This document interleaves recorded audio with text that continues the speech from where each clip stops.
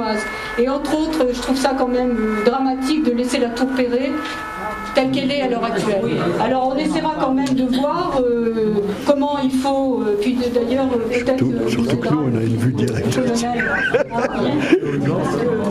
qui est dans le métier. Ensuite, l'entretien et le nettoyage des bâtiments majeurs, donc salis par le temps et la pollution, des incitations à la réhabilitation privée du centre-ville au moyen de sociétés civiles immobilières. Effectivement, ça se fait dans des villes et ça veut dire que des gens peuvent réhabiliter donc le vieux Grenoble, si vous voulez, en se mettant en société civile immobilière, ce qui est une bonne idée. Et puis, on a aussi l'idée de faire la création d'un festival national du film historique. Voilà.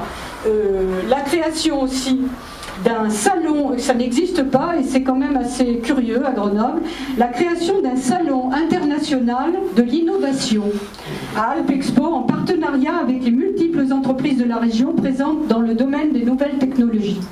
Ça, je trouve que c'est une excellente idée en définitive, parce que Grenoble, c'est quand même l'innovation, il faut le dire, c'est une ville qui innove beaucoup et c'est dommage qu'il n'y ait pas de salon. Ensuite, démocratie participative.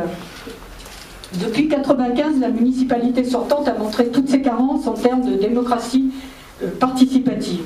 L'affaire de l'Esplanade, où plus de 10 000 Grenoblois se sont prononcés contre le projet avant qu'il ne soit acté, montre à quel point messieurs d'Esto-Safar ne tenaient pas compte de l'avis des Grenoblois.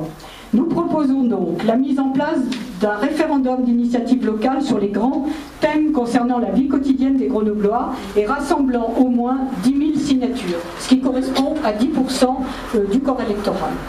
Voilà. La mise en place d'un suivi budgétaire public sur les principaux projets. Puisqu'on a Internet, on peut suivre effectivement et on peut suivre